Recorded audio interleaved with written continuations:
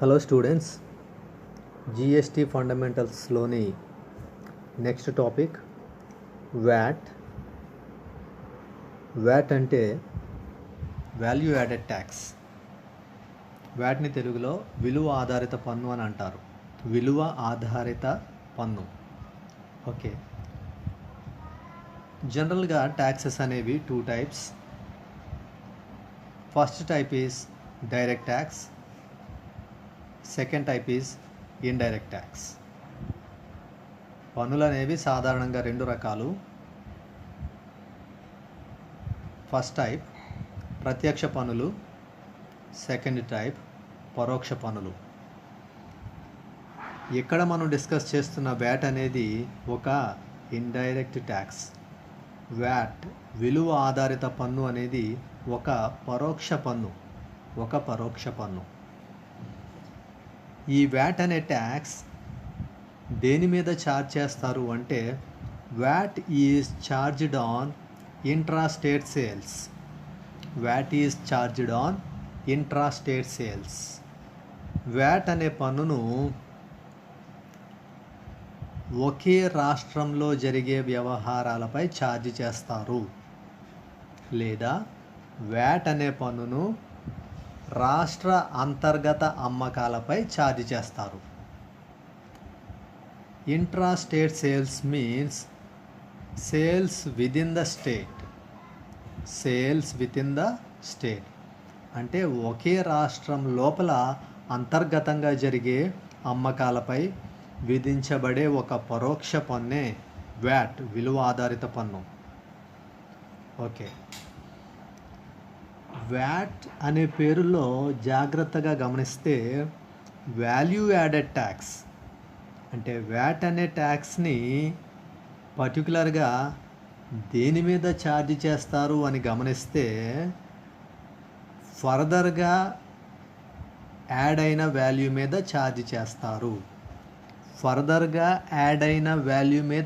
చేస్తారు. కాబట్టి ఇది వాల్యూ యాడెడ్ ట్యాక్స్ అయ్యింది. ఫర్దర్గా వాల్యూ యాడ్ అవ్వడం అనేది ఎలా జరుగుతుందంటే, జనరల్గా ఏదైనా ఒక ప్రోడక్ట్ ప్రొడ్యూసర్ దగ్గర నుంచి మ్యానుఫ్యాక్చరర్ దగ్గరికి చేరేసరికి డిఫరెంట్ పర్సన్స్ని, డిఫరెంట్ స్టేజెస్ని దాటుకుంటూ ఒక ప్రోడక్ట్ అనేది రావడం జరుగుతుంది. అంటే ఒక ప్రోడక్ట్ ఒక కన్జ్యూమర్ చేతికి రావడానికి ముందు అది అనేక మంది చేతులను మారుతూ ఉంటుంది, అనేక దశలను మారుతూ వస్తుంది. ఈ విధంగా ఒక ప్రోడక్ట్ ప్రొడ్యూసర్ దగ్గర నుండి కన్జ్యూమర్ అయిన మన దగ్గరకు చేరేసరికి అది డిఫరెంట్ స్టేజెస్ని పాస్ అవుతూ వస్తుంది.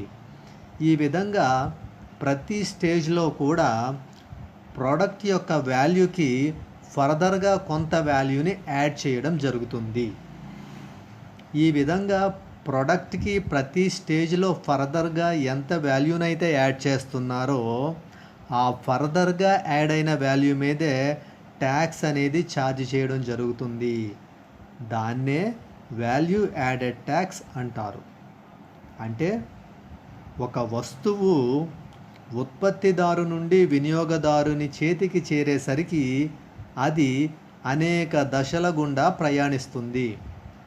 ప్రతి దశలో కూడా వస్తువుకి అంటే ఒక వ్యక్తి నుండి మరొక వ్యక్తికి లేదా ఒక దశ నుండి మరొక దశకి వెళ్ళేటప్పుడు వస్తువు యొక్క విలువకు అదనంగా కొంత విలువ జోడించబడుతుంది. ఈ విధంగా ఒక దశ నుండి మరొక దశకి చేరేటప్పుడు వస్తువు యొక్క ధరకి అదనంగా ఎంత అదనపు విలువైతే జోడించబడుతుందో దానిపై మాత్రమే విధించే పన్నును విలువ ఆధారిత పన్ను అంటారు. అంటే అదనంగా ఎంత విలువ జోడించబడుతుందో దానిని ఆధారంగా చేసుకునే పన్ను విధిస్తున్నారు కాబట్టి దీనిని విలువ ఆధారిత పన్ను అని అంటారు. ప్రస్తుతం ఈ పద్ధతి అంటే ప్రోడక్ట్ వాల్యూకి ఫర్దర్గా ఎంత వాల్యూ అయితే యాడ్ అవుతుందో దాని మీద మాత్రమే ట్యాక్స్ వేసే సిస్టమ్ వరల్డ్ వైడ్ ఇంప్లిమెంట్ అవుతుంది. వరల్డ్ వైడ్ ఇంప్లిమెంట్ అవుతుంది. ఇక్కడ అదే పాయింట్ని మనం నేర్చుకోవడం జరుగుతుంది. ఇక్కడ last point, it is already being implemented widely across the globe under various names including goods and services tax, that is GST in India. అంటే ఒక ప్రోడక్ట్కి ఫర్దర్గా ఎంత వాల్యూ అయితే యాడ్ అవుతుందో దాని మీద మాత్రమే ట్యాక్స్ వేసే సిస్టమ్ అనేది అక్రాస్ ద గ్లోబ్, ప్రపంచవ్యాప్తంగా అది ఇంప్లిమెంట్ అవుతుంది. ఒక్కో దేశంలో ఒక్కో పేరుతో అది ఇంప్లిమెంట్ అవుతుంది, అంటే డిఫరెంట్ నేమ్స్తో ఇంప్లిమెంట్ అవ్వడం జరుగుతుంది. అయితే పర్టికులర్గా ఇండియాకు వచ్చేసరికి అది ఏ పేరుతో ఇంప్లిమెంట్ చేయడం జరుగుతుందంటే ఆ ట్యాక్స్ పేరే గూడ్స్ అండ్ సర్వీసెస్ ట్యాక్స్, వస్తువులు మరియు సేవల పన్ను లేదా వస్తు సేవల పన్ను అని దాన్ని పిలవడం జరుగుతుంది. So this is the introduction of value added tax. Value added ట్యాక్స్కి సంబంధించిన ఉపోద్ఘాతం లేదా పరిచయం ఇదని చెప్పవచ్చు. ఒకసారి వ్యాట్ అనేది ఏ విధంగా డిఫరెంట్ స్టేజెస్లో డిఫరెంట్ పర్సన్స్ని పాస్ అవుతూ వస్తుంది అనేది మనం ఒక పిక్చర్ రూపంలో చూద్దాం. Okay, VAT how does it work, VAT అనేది ఏ విధంగా పనిచేస్తుంది అనే దానికి సంబంధించిన పిక్చర్ ఇది. ఈ పిక్చర్లో మీరు చూస్తున్నారు, ఇక్కడ డిఫరెంట్ టైప్స్ ఆఫ్ పర్సన్స్ని మనం పిక్చర్ రూపంలో చూస్తున్నాము. అంటే వివిధ రకాలైన వ్యక్తులు మనకి ఇక్కడ కనిపిస్తారు. వాళ్ళు ఎవరంటే ప్రొడ్యూసర్, ఉత్పత్తిదారుడు, నెక్స్ట్ మ్యానుఫ్యాక్చరర్, తయారీదారుడు, డిస్ట్రిబ్యూటర్, పంపిణీదారుడు, రిటైలర్, చిల్లర వర్తకుడు, అండ్ లాస్ట్ పర్సన్ కన్జ్యూమర్, వినియోగదారుడు. ఈ విధంగా ఒక ప్రోడక్ట్ ప్రొడ్యూసర్ దగ్గర నుంచి మ్యానుఫ్యాక్చరర్కి, అతని దగ్గర నుంచి డిస్ట్రిబ్యూటర్కి, అతని దగ్గర నుంచి రిటైలర్కి, అతని దగ్గర నుంచి అల్టిమేట్ కన్జ్యూమర్కి రీచ్ అవుతుంది. ఈ విధంగా ఒక ప్రోడక్ట్ ప్రొడ్యూసర్ దగ్గర నుంచి కన్జ్యూమర్కి రీచ్ అవ్వడానికి డిఫరెంట్ పర్సన్స్ని పాస్ అవుతూ వస్తుంది, డిఫరెంట్ స్టేజెస్ని దాటుకుంటూ వస్తుంది. ఈ విధంగా ఒక పర్సన్ నుంచి మరొక పర్సన్కి లేదా ఒక స్టేజ్ నుంచి మరొక స్టేజ్కి వెళ్ళేటప్పుడు ప్రోడక్ట్ యొక్క ప్రైస్కి ఫర్దర్గా కొంత వాల్యూని యాడ్ చేయడం జరుగుతుంది. ప్రోడక్ట్ యొక్క వాల్యూకి ఫర్దర్గా ఎంత వాల్యూనైతే యాడ్ చేస్తున్నారో ఆ ఎడిషనల్ వాల్యూ మీద మాత్రమే ట్యాక్స్ని ఛార్జ్ చేస్తారు. అందుకే ఈ ట్యాక్స్కి పెట్టిన పేరు ఏం పేరంటే value added tax. Value added tax, విలువ ఆధారిత పన్ను. అంటే ఒక వస్తువు ఒక వ్యక్తి నుండి మరొక వ్యక్తికి లేదా ఒక దశ నుండి మరొక దశకి వెళ్ళేటప్పుడు ఆ వస్తువుకి అదనంగా ఎంత విలువ అయితే జోడించబడుతుందో ఆ విలువను ఆధారం చేసుకుని మాత్రమే పన్ను విధిస్తారు. కాబట్టి దీని పేరు విలువ ఆధారిత పన్ను. Okay, next VAT it's limitations. VAT it's limitations అంటే వ్యాట్ దాని యొక్క పరిమితులు లేదా లోపాలు. వ్యాట్ ట్యాక్స్ సిస్టంలో కొన్ని రకాలైనటువంటి లిమిటేషన్స్ ఉన్నాయి. ఆ లిమిటేషన్స్ని మనం ఇప్పుడు డిస్కస్ చేస్తాం. First limitation of the VAT is heavy cost. Heavy cost అంటే అధిక వ్యయము. అధిక వ్యయము. వ్యాట్ ట్యాక్స్ సిస్టమ్ అనేది హెవీ కాస్ట్తో కూడుకున్నది. The VAT tax system includes heavy cost or it is highly expenditure. VAT పన్ను విధానము అనేది అధిక వ్యయం కూడుకున్నది లేదా వ్యయభరితమైనది. దానికి గల కారణం ఏంటంటే వ్యాట్ ట్యాక్స్ సిస్టమ్ అనేది హెవీ కాస్ట్ అనేసి మనం ఎందుకు చెప్తున్నామంటే VAT requires for maintaining proper records, documentary proofs and detail accounting of all transactions. VAT tax system అనేది ఎందుకు హెవీ కాస్ట్ లేదా ఇది హైలీ ఎక్స్పెండిచర్ అంటే వ్యాట్లో ప్రాపర్ రికార్డ్స్ని మెయింటైన్ చేయాలి. ప్రతి ట్రాన్సాక్షన్కి ఒక డాక్యుమెంటరీ సపోర్ట్ ఉండాలి. అంటే ఒక బిల్ ఉండాలి లేదా రిసీట్ ఉండాలి లేదా వోచర్ ఉండాలి లేదా ఇన్వాయిస్ ఉండాలి. ఈ విధంగా డిఫరెంట్ నేమ్స్తో దాన్ని కాల్ చేయడం జరుగుతుంది. దాంతోపాటు అకౌంటింగ్ బుక్స్ని చాలా పక్కాగా మెయింటైన్ చేయాలి. ఈ విధంగా వ్యాట్ ట్యాక్స్ సిస్టంలో ప్రాపర్ రికార్డ్స్ని మెయింటైన్ చేయడము, ప్రతి ట్రాన్సాక్షన్ని చాలా పక్కాగా అకౌంటింగ్ బుక్స్లో రికార్డ్ చేయడము, రికార్డ్ చేసే ప్రతి ట్రాన్సాక్షన్కి ఒక సపోర్టింగ్ డాక్యుమెంట్ అంటే ఒక బిల్ కానీ, రిసీట్ కానీ, వోచర్ కానీ, ఇన్వాయిస్ కానీ ఉండాలి. ఈ విధంగా వీటన్నిటినీ కూడా మెయింటైన్ చేయడం ఒక బిజినెస్ ఆర్గనైజేషన్ పాయింట్ ఆఫ్ వ్యూలో it considered as a highly expenditure. ఒక వ్యాపార సంస్థ దృష్టిలో చూసినప్పుడు ఇది చాలా ఖర్చుతో కూడుకున్నది, వ్యయభరితమైనది. అందుకే హెవీ కాస్ట్ అనే దాన్ని ఒక లిమిటేషన్గా చెప్పడం జరుగుతుంది. Next limitation bogus invoices. Bogus invoices, bogus ఇన్వాయిస్లు లేదా తప్పుడు ఇన్వాయిస్లు అని కూడా అనొచ్చు. వ్యాట్ ట్యాక్స్ సిస్టంలో జరిగే ఒక డ్రాబ్యాక్ ఏంటంటే traders and businessmen bogus ఇన్వాయిసెస్ని రేస్ చేసి ఫ్రాడ్యులెంట్గా ఇన్పుట్ ట్యాక్స్ క్రెడిట్ని పొందే ప్రయత్నం చేస్తారు. దీనివల్ల గవర్నమెంట్కి యాక్చువల్గా ఎక్స్పెక్ట్ చేసిన రెవెన్యూ రాదు. అందువల్ల కూడా దీన్ని బోగస్ ఇన్వాయిసెస్ని ఒక లిమిటేషన్గా చెప్పుకోవడం జరుగుతుంది. అంటే బోగస్ ఇన్వాయిస్ల వల్ల ప్రభుత్వానికి ఆశించిన రాబడి వ్యాట్ పన్ను రూపంలో రాదు. దానికి గల కారణం ఏంటంటే వ్యాట్ పద్ధతిలో ఉన్నటువంటి కొన్ని లోపాలు లేదా కొన్ని లూప్ హోల్స్, దాన్ని ఆధారంగా చేసుకుని వర్తకులు లేదా వ్యాపారస్తులు కొన్ని బోగస్ ఇన్వాయిస్లు లేదా తప్పుడు ఇన్వాయిస్లు సృష్టించి వాటిని ఆధారంగా చేసుకుని ఇన్పుట్ ట్యాక్స్ క్రెడిట్ని పొందుతారు. ఈ విధంగా ప్రభుత్వం నుండి ఇన్పుట్ ట్యాక్స్ క్రెడిట్ని పొంది ప్రభుత్వానికి చెల్లించాల్సిన పన్నుని పూర్తి స్థాయిలో కాకుండా తక్కువ మొత్తంలో చెల్లిస్తారు. ఫలితంగానే ప్రభుత్వానికి ఆశించిన స్థాయిలో పన్ను రాబడి రాదు. ఇక్కడ ప్రభుత్వానికి ఆశించిన స్థాయిలో పన్ను రాబడి రాకపోవడానికి గల కారణం ఏంటంటే traders and businessmen bogus ఇన్వాయిసెస్ని రేస్ చేసి ఫ్రాడ్యులెంట్గా ఇన్పుట్ ట్యాక్స్ క్రెడిట్ని పొందడమే. వ్యాపారస్తులు, వర్తకులు తప్పుడు లేదా బోగస్ ఇన్వాయిస్లు సృష్టించి అక్రమ పద్ధతిలో ఇన్పుట్ ట్యాక్స్ క్రెడిట్ని పొంది ప్రభుత్వానికి చెల్లించాల్సిన పన్ను పూర్తి స్థాయిలో చెల్లించరు. ప్రభుత్వానికి పన్ను రూపంలో తక్కువ రాబడి మాత్రమే వస్తుంది. సో ఈ విధంగా దీన్ని కూడా అంటే బోగస్ ఇన్వాయిసెస్ని కూడా వ్యాట్ ట్యాక్స్ సిస్టంలో ఒక లిమిటేషన్గా చెప్పుకోవచ్చు. Next lower income group. తక్కువ ఆదాయ వర్గానికి అంత ప్రయోజనం కాదు అని తెలుగులో దీన్ని అంటారు. తక్కువ ఆదాయ వర్గానికి అంత ప్రయోజనకరం కాదు.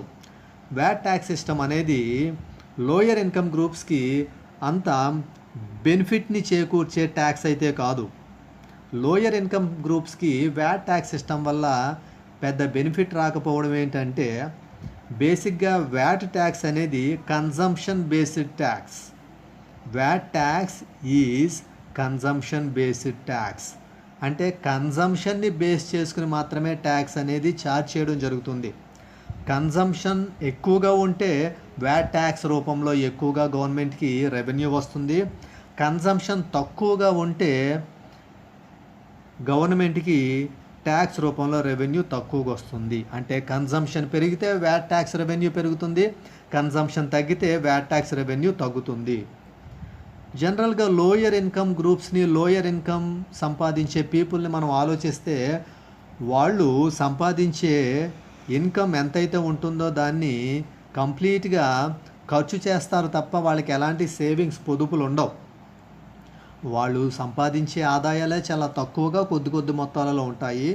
వాటిని కంప్లీట్గా కన్జ్యూమ్ చేసేస్తారు. అంటే లోయర్ ఇన్కమ్ పీపుల్ ఎంత ఇన్కమ్ అయితే ఎర్న్ చేస్తారో ఆ టోటల్ ఇన్కమ్ని కంప్లీట్గా కన్జ్యూమ్ చేయడం జరుగుతుంది. వాళ్ళ దగ్గర ఎటువంటి సేవింగ్స్ ఉండవు.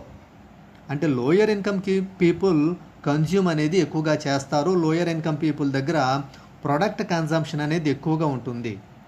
ఎక్కడైతే ప్రొడక్ట్ కన్జంప్షన్ ఎక్కువగా ఉంటుందో అక్కడ వ్యాట్ ట్యాక్స్ అనేది కూడా చాలా ఎక్కువగా రిపీటెడ్గా ఛార్జ్ చేయడం జరుగుతుంది.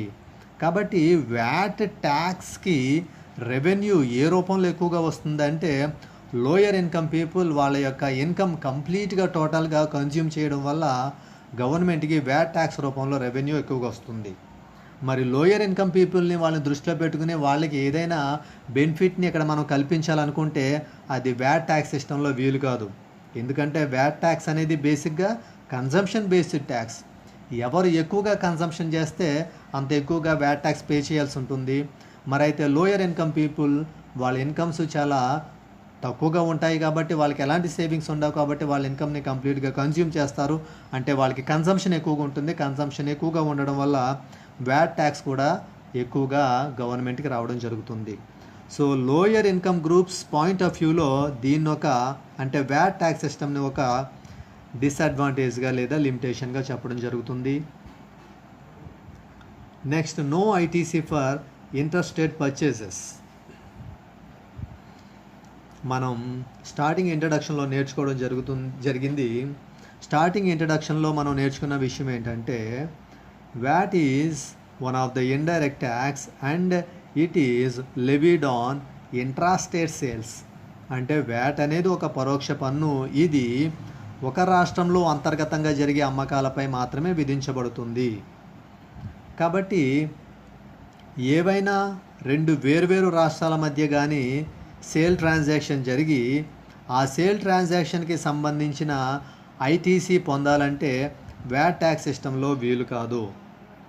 వ్యాట్ ట్యాక్స్ సిస్టంలో ఐటీసీ అంటే ఇన్పుట్ ట్యాక్స్ క్రెడిట్ని ఎప్పుడు ఇస్తారంటే ఒకే రాష్ట్రంలో అమ్మకాల వ్యవహారాలు జరిగితే ఇన్పుట్ ట్యాక్స్ క్రెడిట్ ఇస్తారు. అలా కాకుండా రెండు వేర్వేరు రాష్ట్రాల మధ్య అమ్మకపు వ్యవహారాలు జరిగి ఇన్పుట్ ట్యాక్స్ క్రెడిట్ అనే ఫెసిలిటీని ప్రొవైడ్ చేయమంటే ఆ ఫెసిలిటీ ప్రొవైడ్ చేయడం జరగదు. ఇక్కడ అదే పాయింట్ని మనం డిస్కస్ చేస్తున్నాం. No ITC for interstate purchases. Interstate పర్చేజెస్కి ఇన్పుట్ ట్యాక్స్ క్రెడిట్ అనే ఫెసిలిటీ లేదు. ఇన్పుట్ ట్యాక్స్ క్రెడిట్ అనే ఫెసిలిటీ దేనికుంది? ఇంట్రా స్టేట్ పర్చేజెస్కి, ఇంట్రా స్టేట్ సేల్స్కి మాత్రమే ఉంది. అంటే sale transaction within the state, sale transaction within the state అంటే ఒక స్టేట్ లోపల మాత్రమే సేల్ ట్రాన్సాక్షన్స్, పర్చేస్ ట్రాన్సాక్షన్ జరిగితే వాటికి మాత్రమే ఐటీసీ ఫెసిలిటీ ఉంది. కానీ ఏవైనా 2 డిఫరెంట్ స్టేట్స్ మధ్య సేల్ అండ్ పర్చేస్ ట్రాన్సాక్షన్స్ జరిగి వాటికి సంబంధించి ఐటీసీ ఫెసిలిటీ ప్రొవైడ్ చేయడం అంటే దానికి మాత్రం ఐటీసీ ఫెసిలిటీ లేదు. అందుకే దీన్ని కూడా ఒక లిమిటేషన్గా చెప్పుకోవడం జరుగుతుంది. ఇక లాస్ట్ లిమిటేషన్ ఏంటంటే కాంప్లెక్స్ టు అండర్స్టాండ్.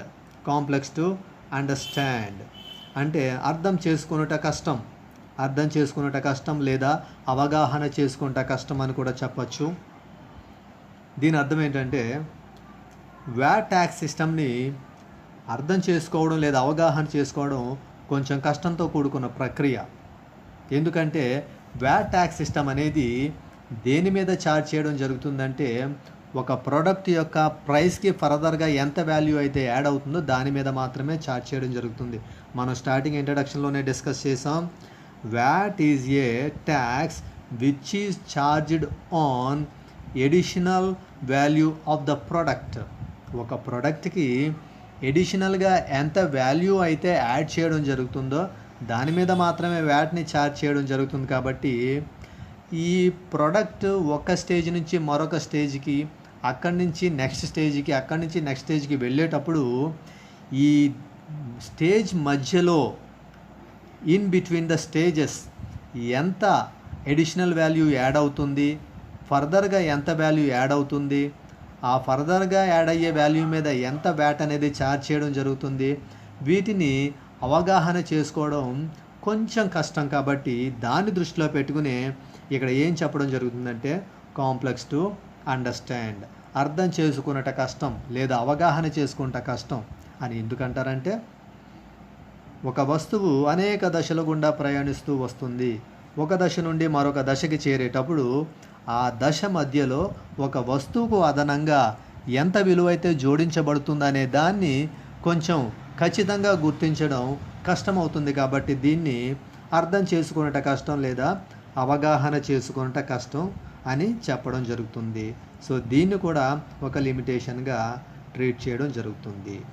సో ఈ విధమైన లిమిటేషన్స్ వ్యాట్ ట్యాక్స్ సిస్టమ్కి ఉండడం జరిగింది. వ్యాట్ ట్యాక్స్ సిస్టమ్ అనేది ఒక ఇండైరెక్ట్ ట్యాక్స్. దీన్ని దేని మీద ఛార్జ్ చేస్తారు అంటే intra state sales or purchases. What is intra state sales అంటే sales within the state అంటే ఒక రాష్ట్రం లోపల జరిగే కొనుగోలు అమ్మకాల వ్యవహారాలపై మాత్రమే విధించబడే పన్ను వ్యాట్ అంటే విలువ ఆధారిత పన్ను.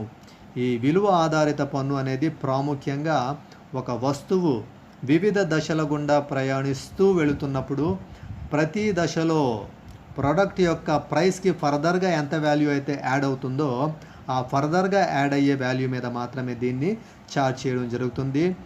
ప్రజెంట్ ఈ వ్యాట్ ట్యాక్స్ సిస్టమ్ని ప్రపంచవ్యాప్తంగా అనేక దేశాలలో అనేక పేర్లతో పిలుస్తున్నారు, కానీ మన దేశం ఇండియాలో దీన్ని ఏ పేరుతో పిలుస్తున్నారంటే గూడ్స్ అండ్ సర్వీసెస్ ట్యాక్స్, వస్తువులు మరియు సేవల పన్ను. So this is the topic of value